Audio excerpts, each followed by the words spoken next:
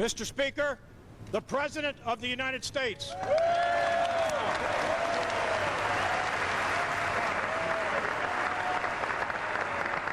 Move back.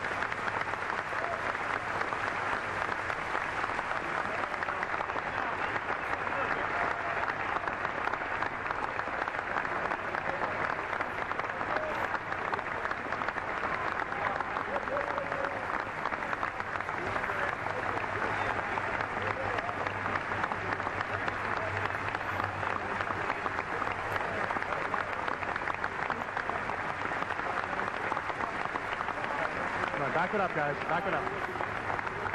Back it up. Back.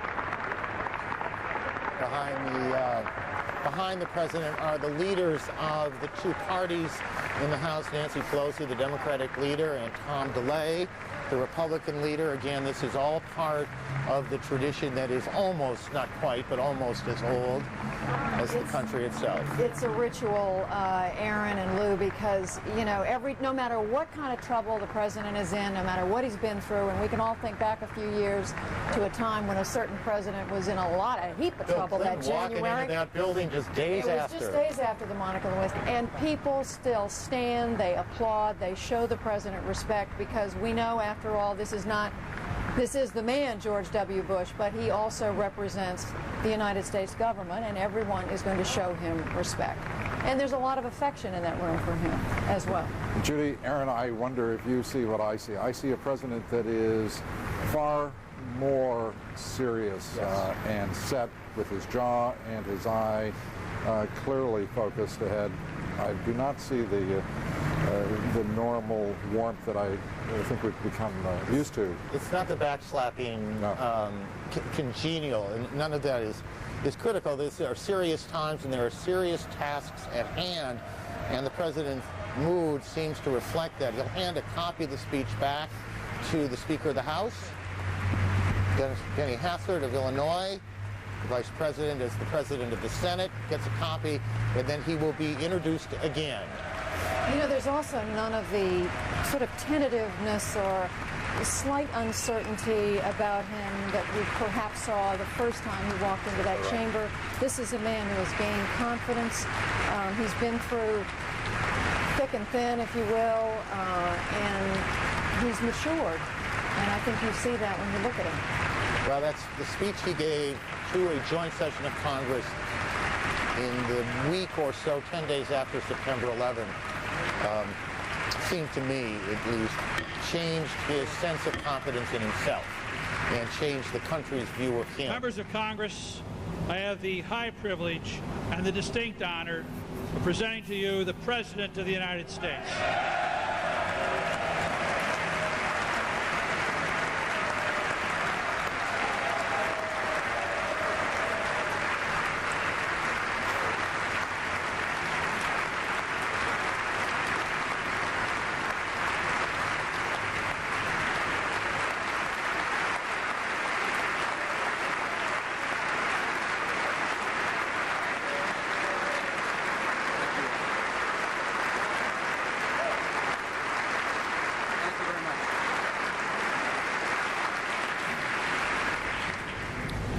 Mr. Speaker, Vice President Cheney, members of Congress, distinguished citizens and fellow citizens.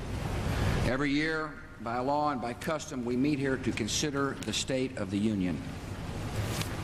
This year we gather in this chamber deeply aware of decisive days that lie ahead. You and I serve our country in a time of great consequence. During this session of Congress, we have the duty to reform domestic programs vital to our country. We have the opportunity to save millions of lives abroad from a terrible disease. We will work for a prosperity that is broadly shared, and we will answer every danger and every enemy that threatens the American people.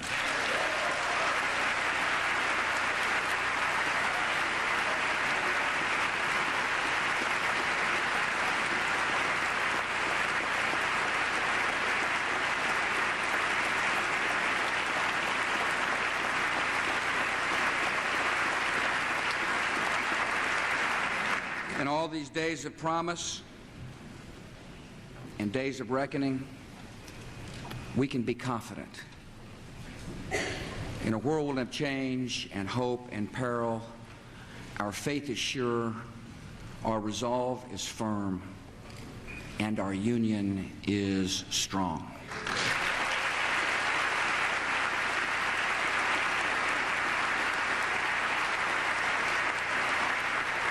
This country has many challenges.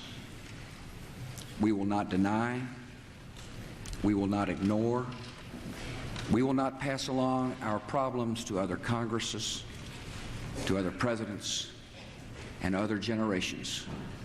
We will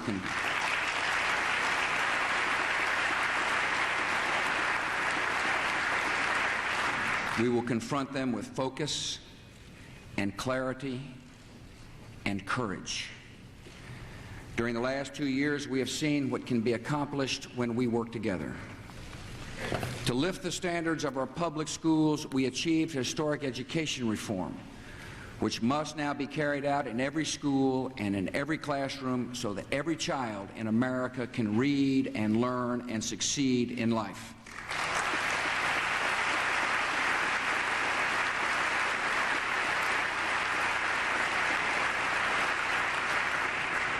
To protect our country, we reorganized our government and created the Department of Homeland Security, which is mobilizing against the threats of a new era.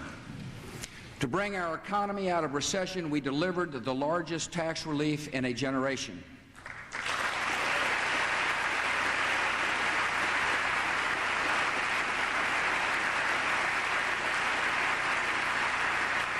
To insist on integrity in American business, we passed tough reforms, and we are holding corporate criminals to account.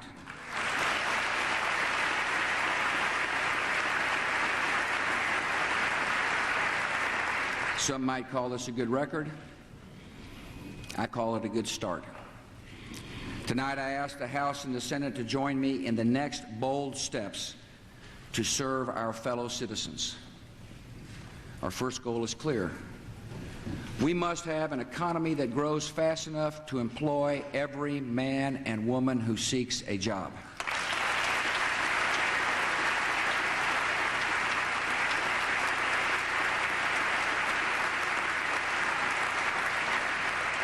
After recession, terrorist attacks, corporate scandals, and stock market declines, our economy is recovering. Yet it's not growing fast enough or strongly enough. With unemployment rising, our nation needs more small businesses to open, more companies to invest and expand, more employers to put up the sign that says, "Help Wanted."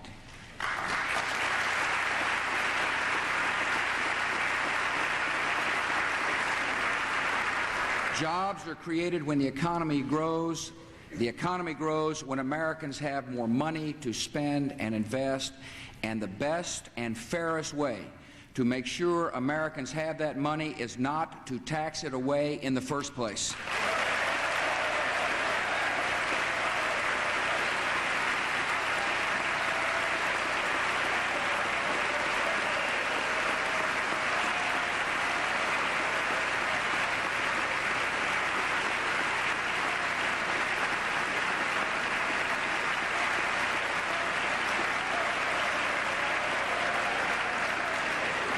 Proposing that all the income tax reductions set for 2004 and 2006 be made permanent and effective this year.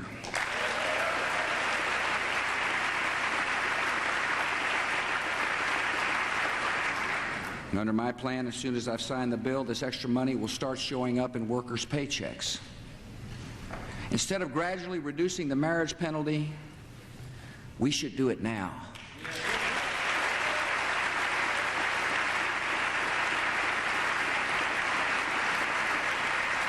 Instead of slowly raising the child credit to $1,000, we should send the checks to American families now.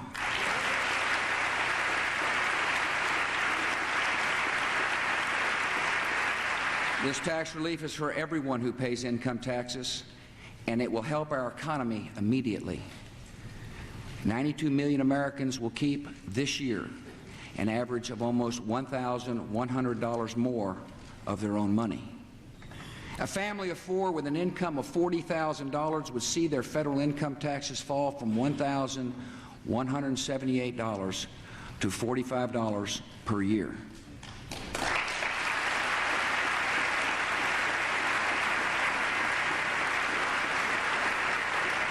Our plan will improve the bottom line for more than 23 million small businesses. You, the Congress, have already passed all these reductions and promised them for future years. If this tax relief is good for Americans 3 or 5 or 7 years from now, it is even better for Americans today.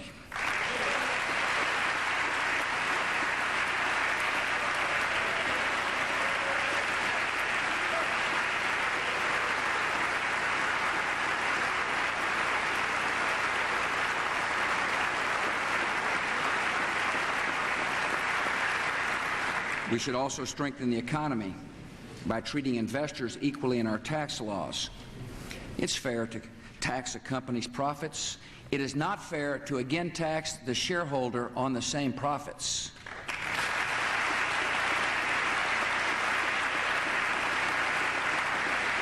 To boost investor confidence and to help the nearly 10 million seniors who receive dividend income, I ask you to end the unfair double taxation of dividends.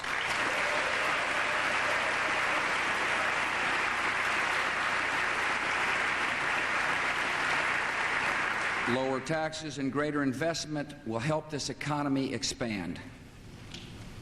More jobs mean more taxpayers and higher revenues to our government. The best way to address the deficit and move toward a balanced budget is to encourage economic growth and to show some spending discipline in Washington, D.C.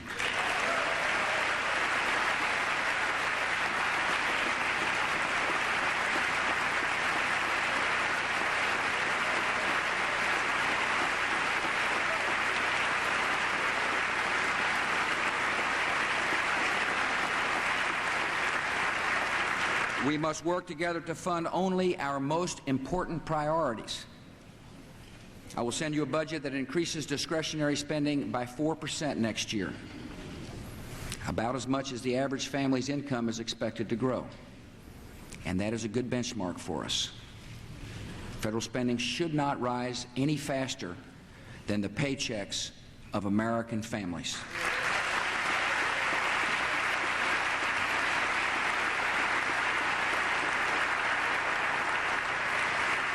A growing economy and a focus on essential priorities will be crucial to the future of Social Security. As we continue to work together to keep Social Security sound and reliable, we must offer younger workers a chance to invest in retirement accounts that they will control and they will own.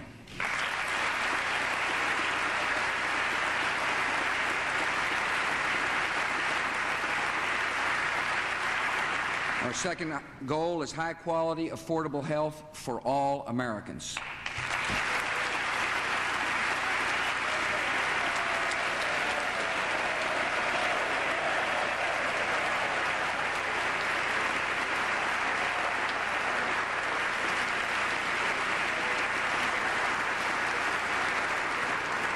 The American system of medicine is a model of skill and innovation, with a pace of discovery that is adding good years to our lives.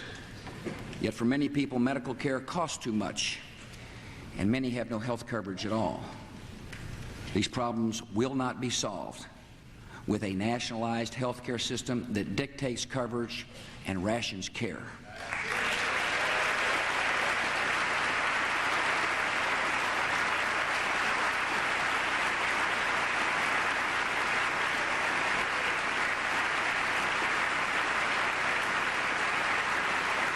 Instead, we must work toward a system in which all Americans have a good insurance policy, choose their own doctors, and seniors and low-income Americans receive the help they need.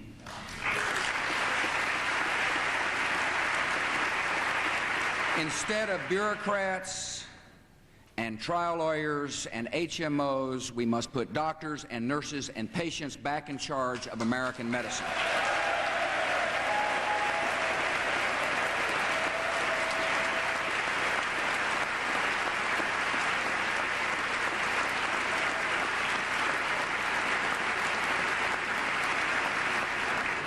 Healthcare reform must begin with Medicare.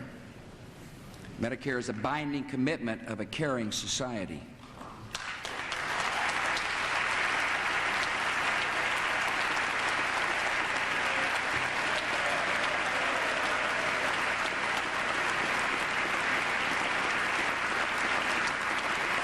We must renew that commitment by giving seniors access to preventive medicine and new drugs that are transforming health care in America. Seniors happy with the current Medicare system should be able to keep their coverage just the way it is.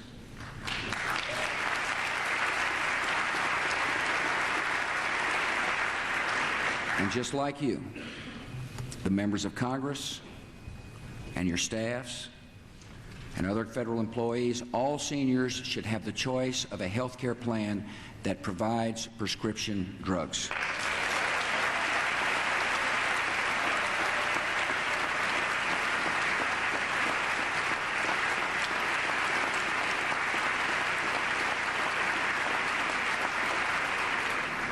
My budget will commit an additional $400 billion over the next decade to reform and strengthen Medicare. Leaders of both political parties have talked for years about strengthening Medicare. I urge the members of this new Congress to act this year.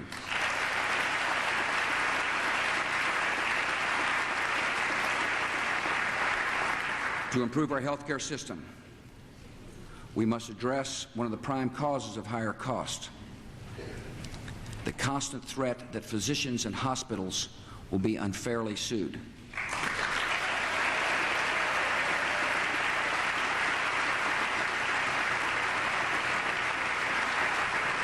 Because of excessive litigation, everybody pays more for health care, and many parts of America are losing fine doctors. No one has ever been healed by a frivolous lawsuit. I urge the Congress to pass medical liability reform.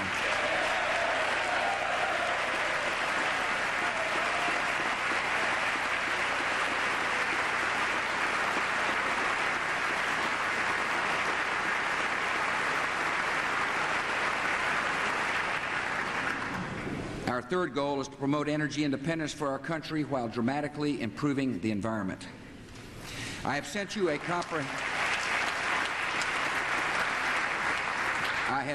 comprehensive energy plan to promote energy efficiency and conservation, to develop cleaner technology, and to produce more energy at home.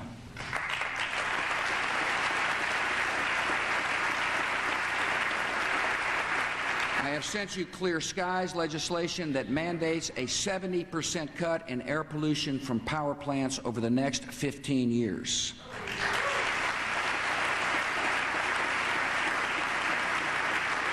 I have sent you a Healthy Forest initiative to help prevent the catastrophic fires that devastate communities, kill wildlife, and burn away millions of acres of treasured forests.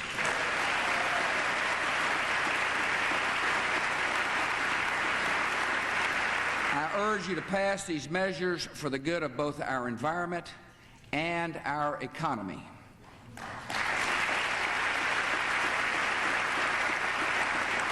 Even more, I ask you to take a crucial step and protect our environment in ways that generations before us could not have imagined. In this century, the greatest environmental progress will come about not through endless lawsuits or command and control regulations, but through technology and innovation. Tonight, I'm proposing $1.2 billion in research funding so that America can lead the world in developing clean, hydrogen-powered automobiles.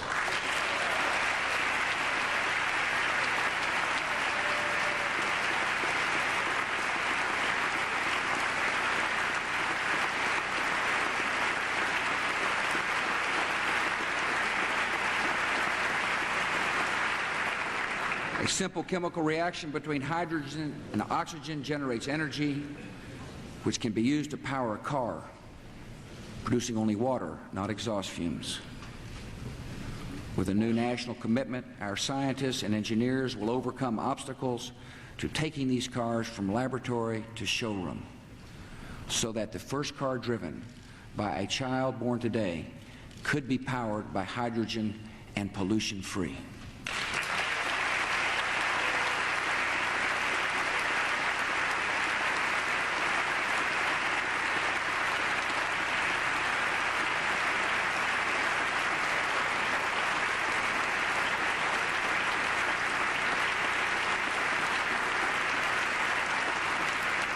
Join me in this important innovation to make our air significantly cleaner and our country much less dependent on foreign sources of energy.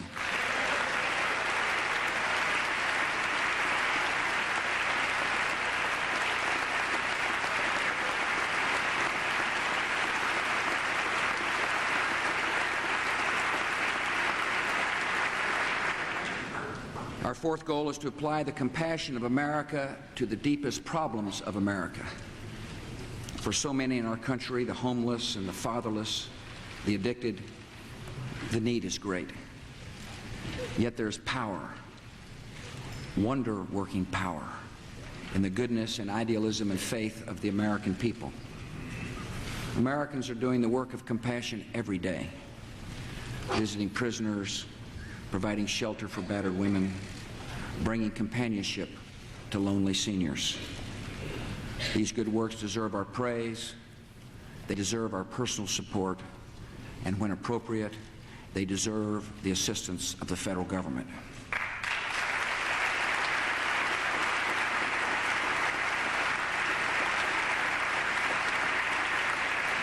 I urge you to pass both my faith-based initiative and the Citizen Service Act to encourage acts of compassion that can transform America one heart and one soul at a time.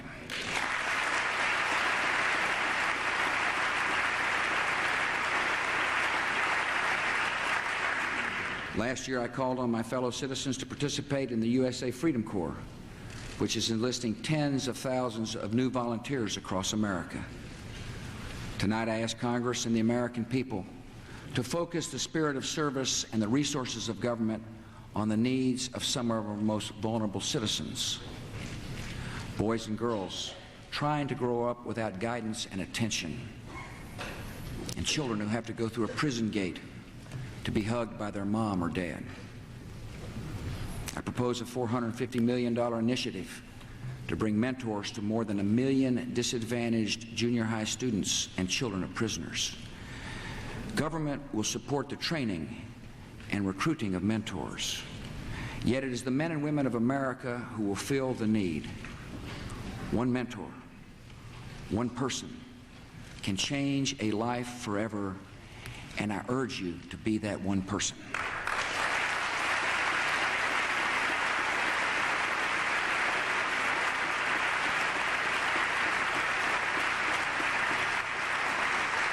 Another cause of hopelessness is addiction to drugs. Addiction crowds out friendship, ambition, moral conviction, and reduces all the richness of life to a single destructive desire. As a government, we are fighting illegal drugs by cutting off supplies and reducing demand through anti-drug education programs. And for those already addicted, the fight against drugs is a fight for their own lives. Too many Americans in search of treatment cannot get it. So tonight I propose a new $600 million program to help an additional 300,000 Americans receive treatment over the next 3 years.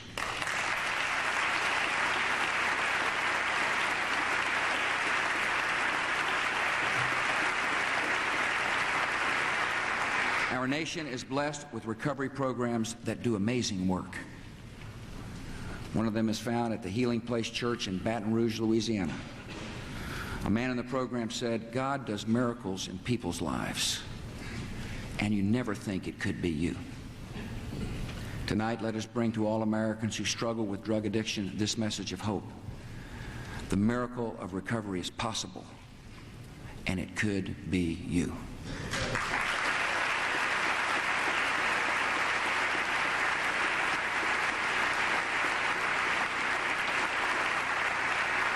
By caring for children who need mentors, and for addicted men and women who need treatment, we are building a more welcoming society, a culture that values every life. And in this work, we must not overlook the weakest among us. I ask you to protect infants at the very hour of their birth and end the practice of partial birth abortion.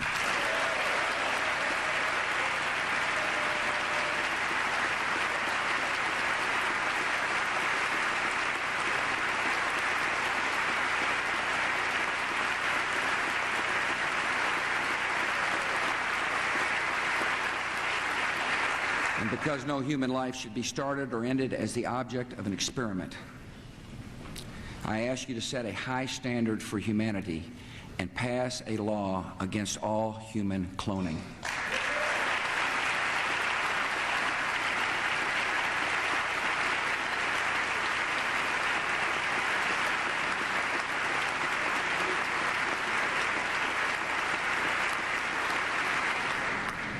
The qualities of courage and compassion that we strive for in America also determine our conduct abroad. The American flag stands for more than our power and our interests. Our founders dedicated this country to the cause of human dignity, the rights of every person, and the possibilities of every life. This conviction leads us into the world to help the afflicted and defend the peace and confound the designs of evil men. In Afghanistan, we help to liberate an oppressed people, and we will continue helping them secure their country, rebuild their society, and educate all their children, boys and girls.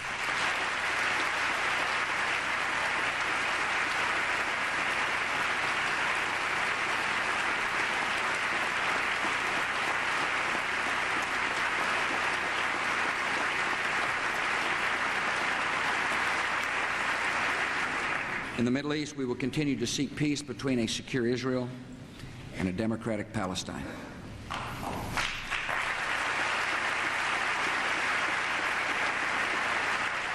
Across the earth, America is feeding the hungry. More than 60% of international food aid comes as a gift from the people of the United States.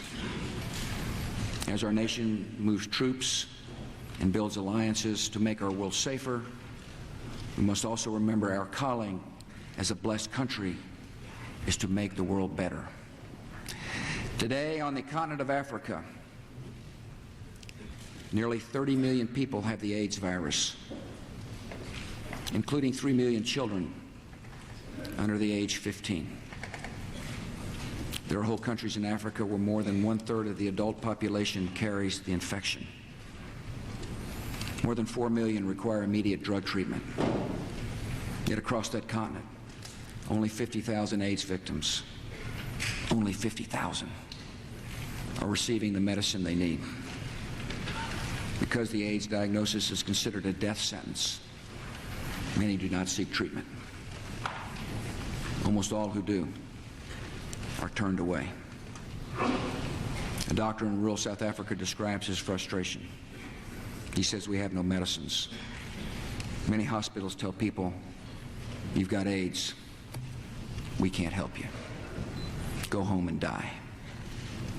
In an age of miraculous medicines, no person should have to hear those words.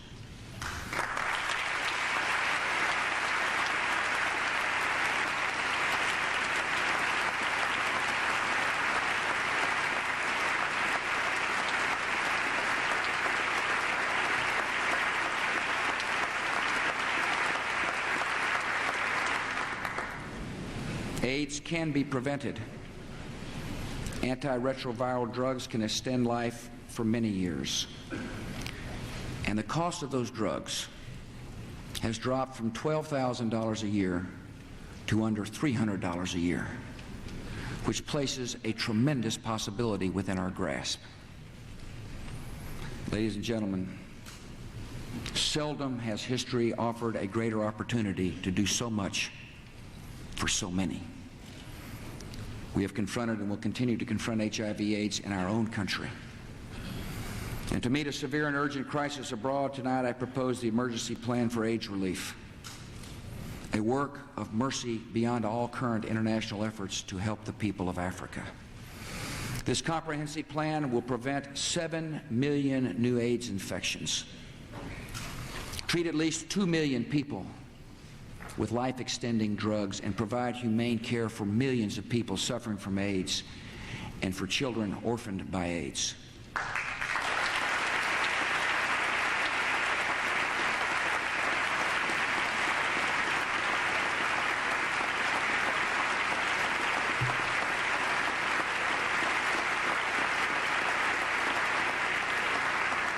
I ask the Congress to commit $15 billion over the next 5 years, including nearly $10 billion in new money, to turn the tide against AIDS in the most afflicted nations of Africa and the Caribbean.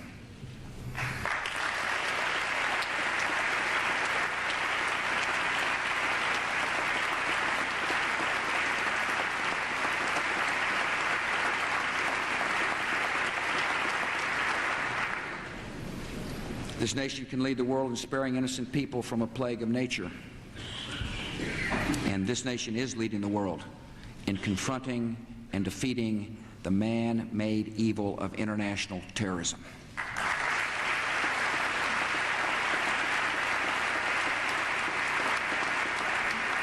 There are days when our fellow citizens do not hear news about the war on terror. There's never a day when I do not learn of another threat or receive reports of operations in progress or give an order in this global war against a scattered network of killers. The war goes on, and we are winning.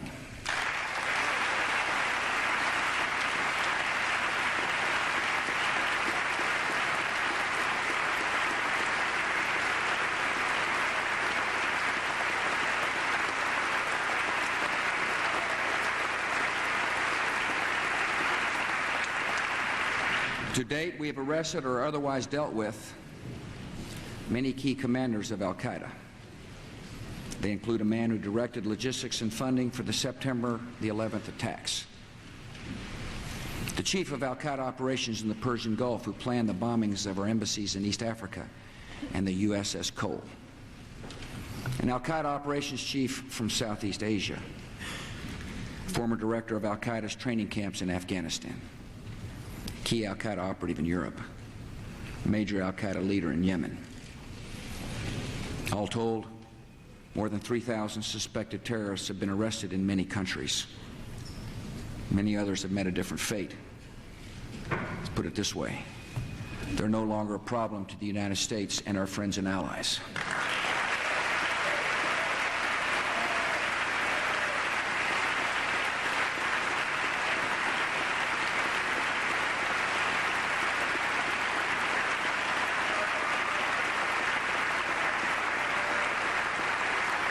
We are working closely with other nations to prevent further attacks. American coalition countries have uncovered and stopped terrorist conspiracies targeting the embassy in Yemen, the American embassy in Singapore, Saudi military base, ships in the Straits of Hormuz and the Straits of Gibraltar. We've broken al-Qaeda cells in Hamburg, Milan, Madrid, London, Paris, as well as Buffalo, New York. We have the terrorists on the run. We're keeping them on the run. One by one, the terrorists are learning the meaning of American justice.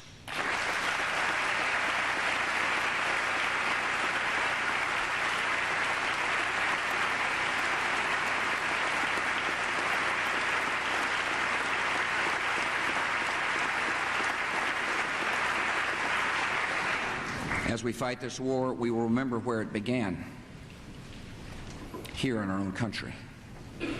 This government is taking unprecedented measures to protect our people and defend our homeland.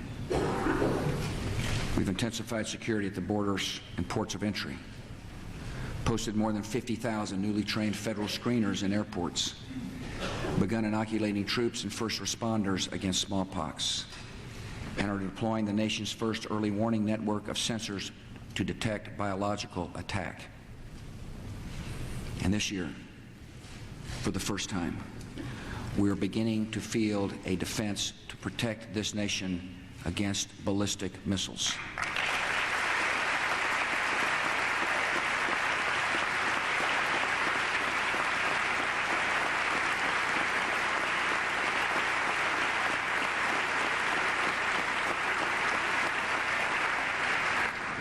I thank the Congress for supporting these measures. I ask you tonight to add to our future security with a major research and production effort to guard our people against bioterrorism called Project BioShield. The budget I send you will propose almost $6 billion to quickly make available effective vaccines and treatments against agents like anthrax, botulinum toxin, Ebola, and plague. We must assume that our enemies would use these diseases as weapons, and we must act before the dangers are upon us.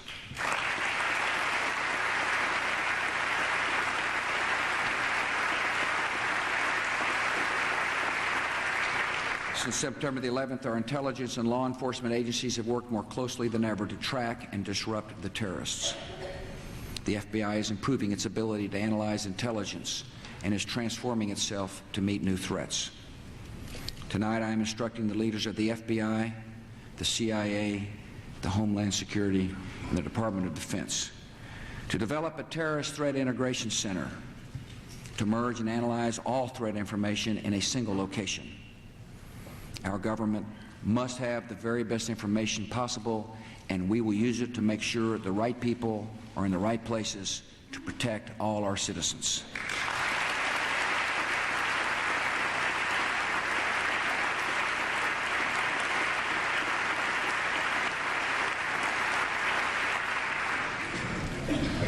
Our war against terror is a contest of will in which perseverance is power. In the ruins of two towers, at the western wall of the Pentagon, on a field in Pennsylvania, this nation made a pledge, and we renew that pledge tonight. Whatever the duration of this struggle and whatever the difficulties, we will not permit the triumph of violence in the affairs of men. Free people will set the course of history.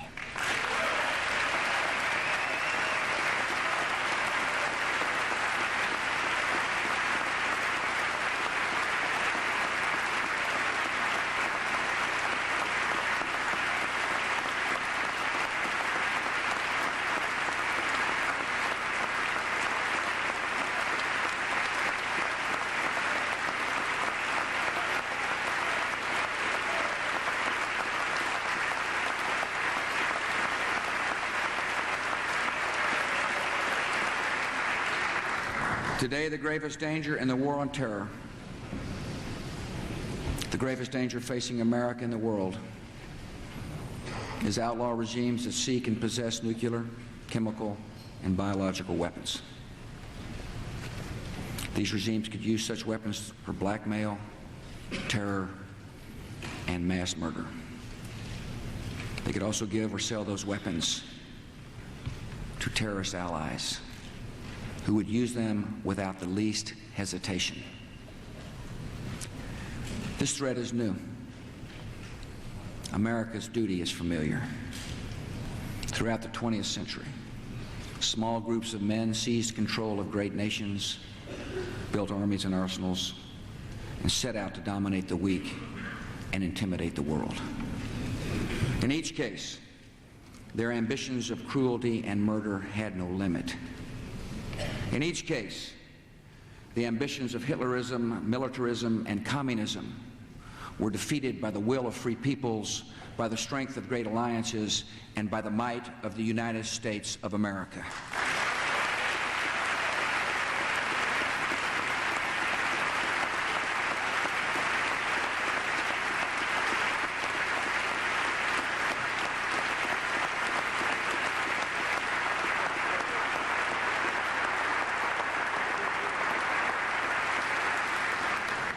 Now, in this century, the ideology of power and domination has appeared again and seeks to gain the ultimate weapons of terror. Once again, this nation and all our friends are all that stand between a world at peace and a world of chaos and constant alarm. Once again, we are called to defend the safety of our people and the hopes of all mankind, and we accept this responsibility.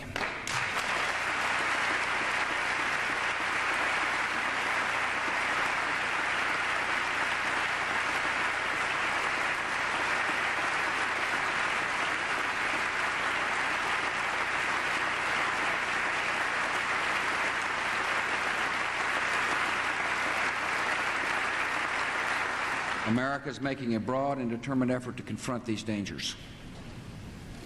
We've called on the United Nations to fulfill its charter and stand by its demand that Iraq disarm. We are strongly supporting the International Atomic Energy Agency in its mission to track and control nuclear materials around the world. We are working with other governments to secure nuclear materials in the former Soviet Union and to strengthen global treaties banning the production and shipment of missile technologies and weapons of mass destruction. In all these efforts, however, America's purpose is more than to follow a process. It is to achieve a result, the end of terrible threats to the civilized world. All free nations have a stake in preventing sudden and catastrophic attacks, and we're asking them to join us, and many are doing so. Yet the course of this nation does not depend on the decisions of others.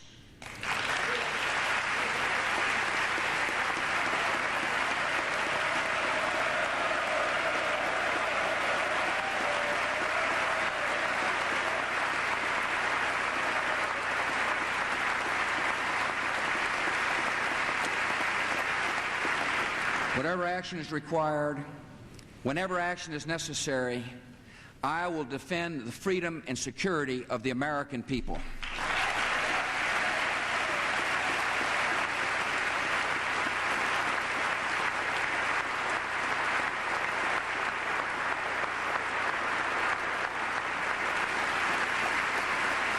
Different threats require different strategies. In Iran, we continue to see a government that represses its people, pursues weapons of mass destruction, and supports terror. We also see Iranian citizens risking intimidation and death as they speak out for liberty and human rights and democracy. Iranians, like all people, have a right to choose their own government and determine their own destiny, and the United States supports their aspirations to live in freedom.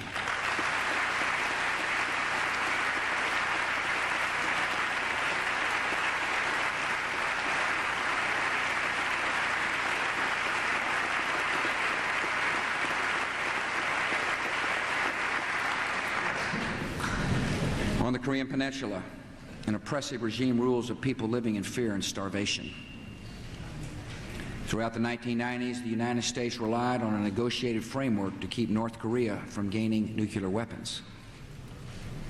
We now know that that regime was deceiving the world and developing those weapons all along. And today, the North Korean regime is using its nuclear program to incite fear and seek concessions. America and the world will not be blackmailed.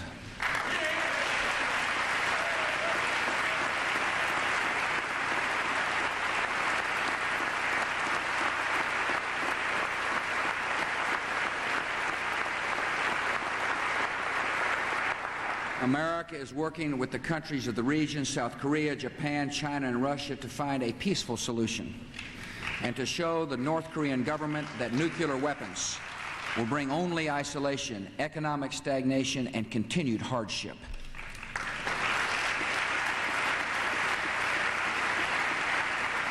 The North Korean regime will find respect in the world and revival for its people only when it turns away from its nuclear ambitions.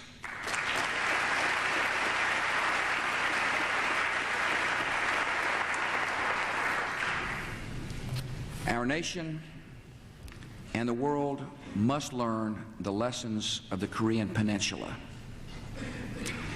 and not allow an even greater threat to rise up in Iraq. A brutal dictator with a history of reckless aggression, with ties to terrorism, with great potential wealth, will not be permitted to dominate a vital region and threaten the United States.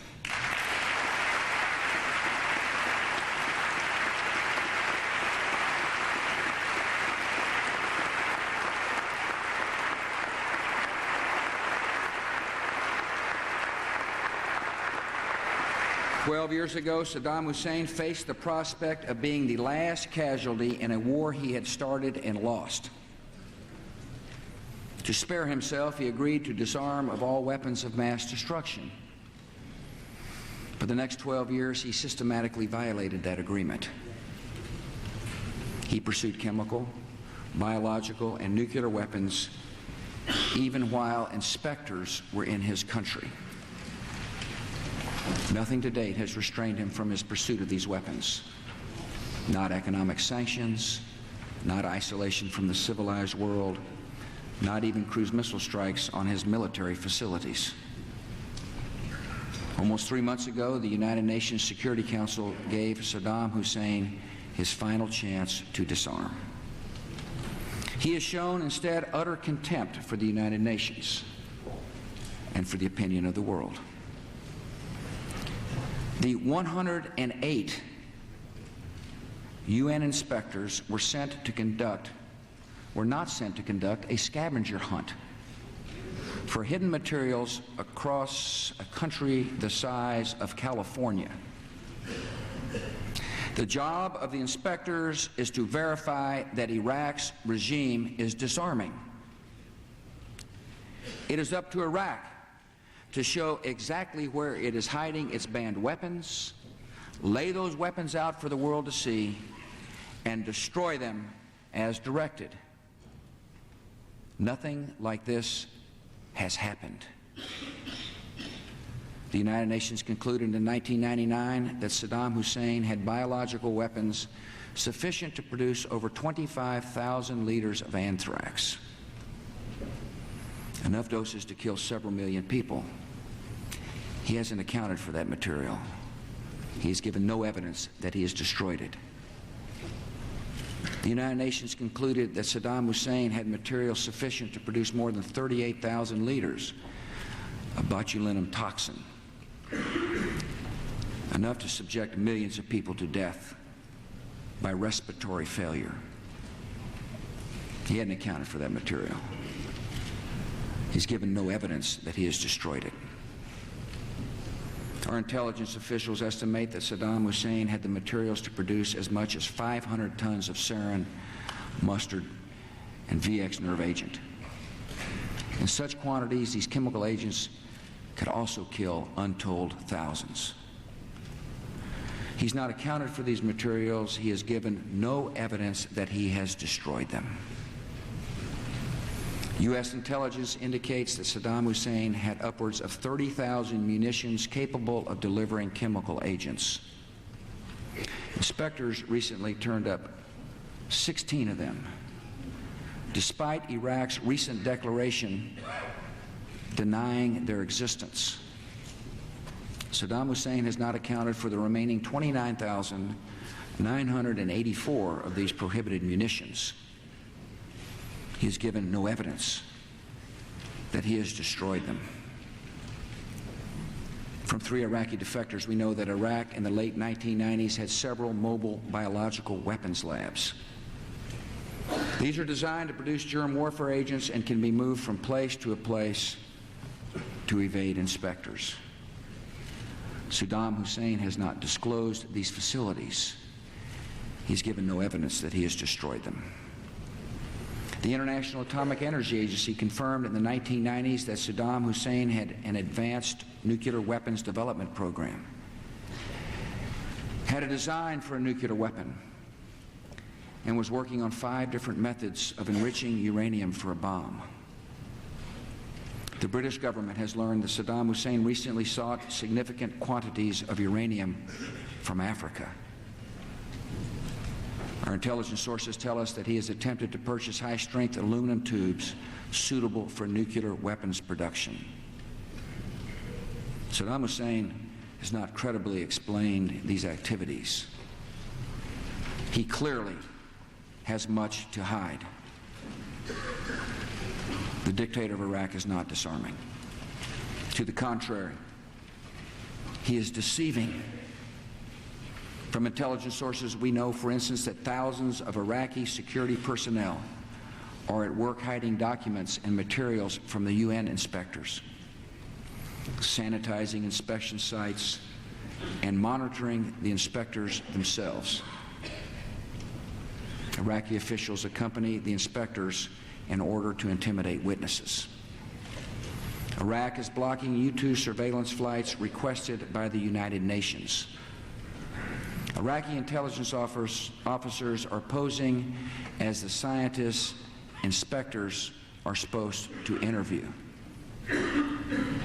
Real scientists have been coached by Iraqi officials on what to say. Intelligence sources indicate that Saddam Hussein has ordered that scientists who cooperate with UN inspectors in disarming Iraq will be killed, along with their families.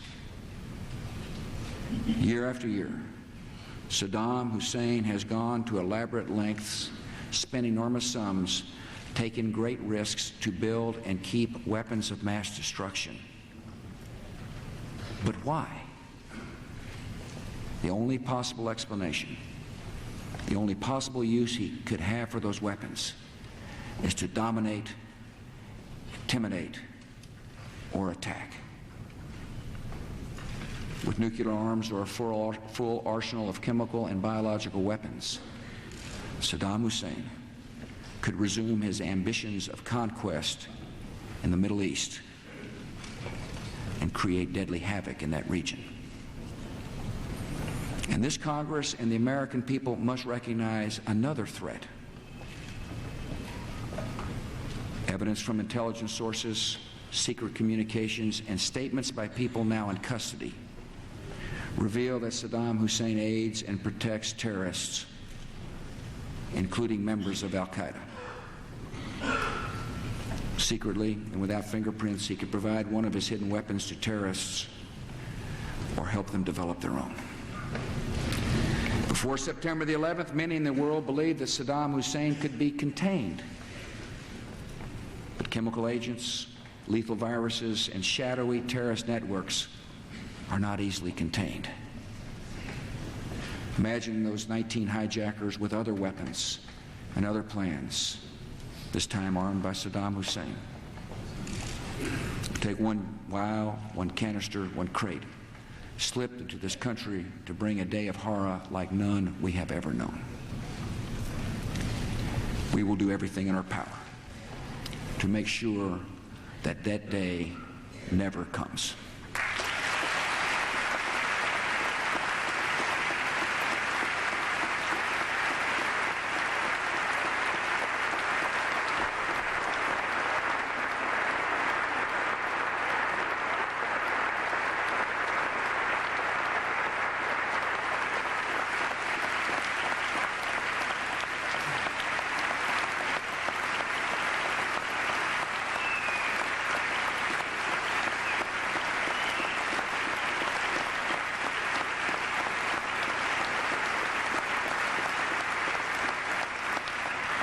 Some have said we must not act until the threat is imminent.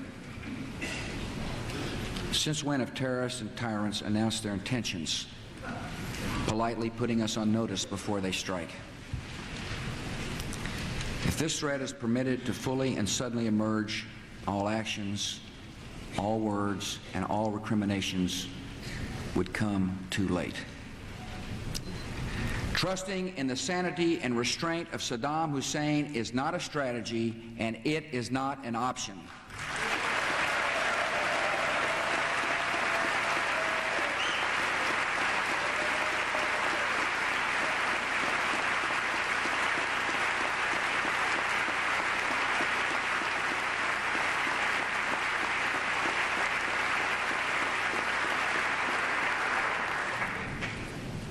The dictator who is assembling the world's most dangerous weapons has already used them on whole villages, leaving thousands of his own citizens dead, blind, or disfigured. Iraqi refugees tell us how forced confessions are obtained by torturing children while their parents are made to watch.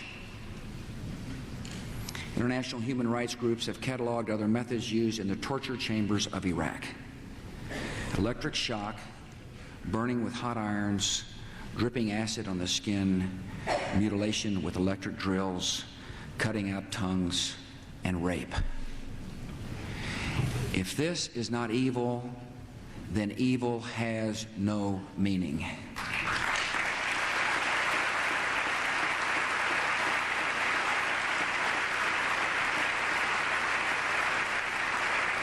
And tonight I have a message for the brave and oppressed people of Iraq. Your enemy is not surrounding your country. Your enemy is ruling your country.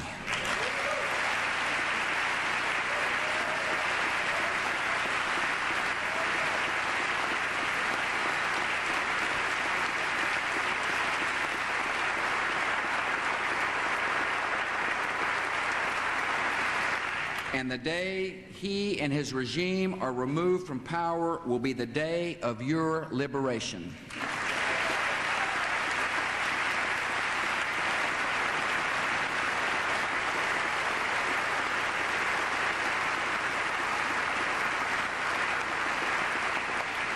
The world has waited 12 years for Iraq to disarm.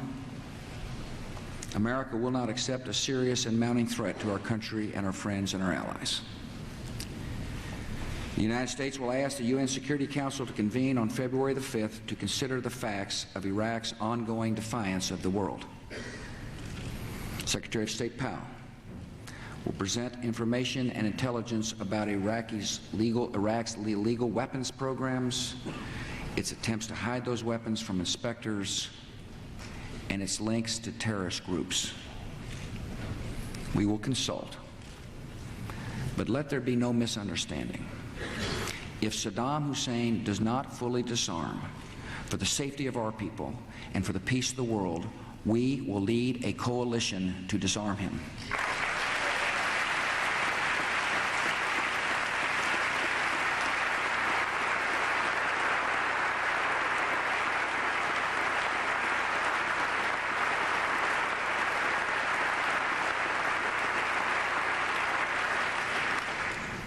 Tonight I have a message for the men and women who will keep the peace, members of the American Armed Forces. Many of you are assembling in or near the Middle East, and some crucial hours may lay ahead. In those hours, the success of our cause will depend on you. Your training has prepared you. Your honor will guide you. You believe in America, and America believes in you.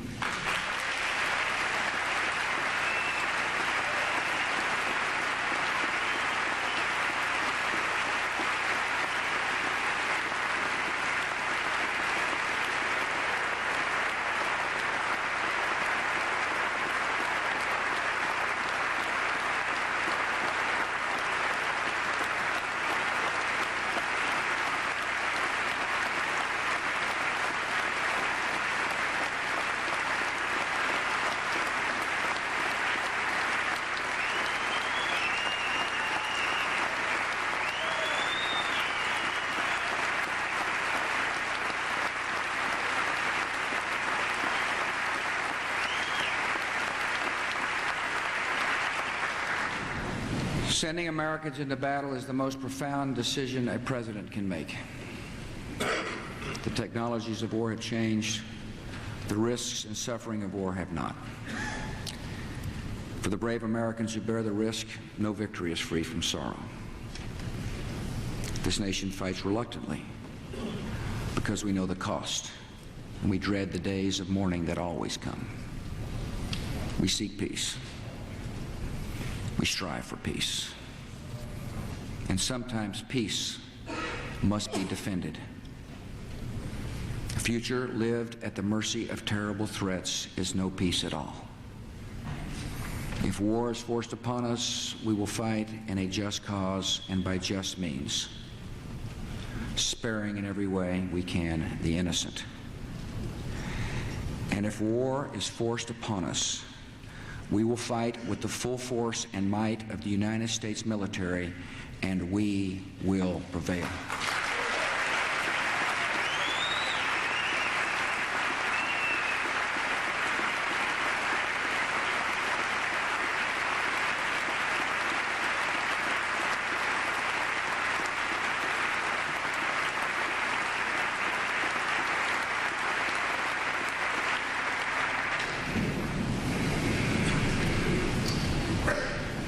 And as we and our coalition partners are doing in Afghanistan, we will bring to the Iraqi people food and medicines and supplies and freedom.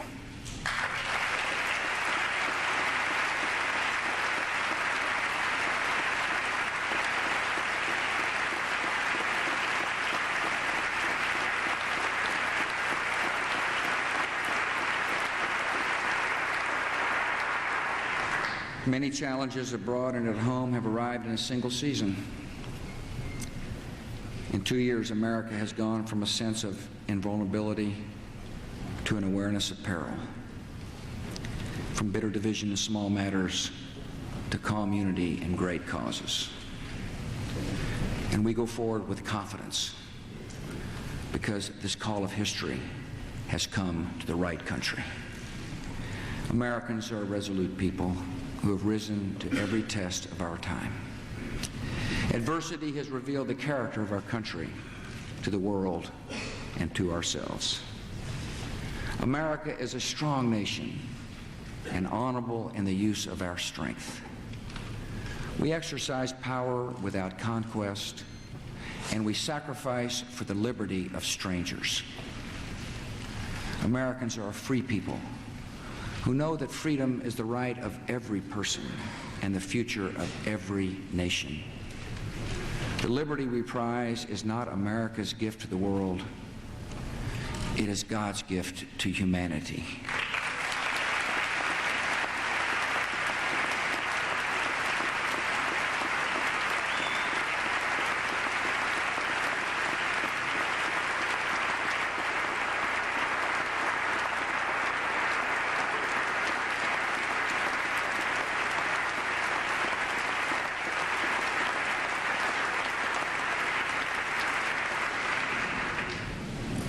We Americans have faith in ourselves, but not in ourselves alone.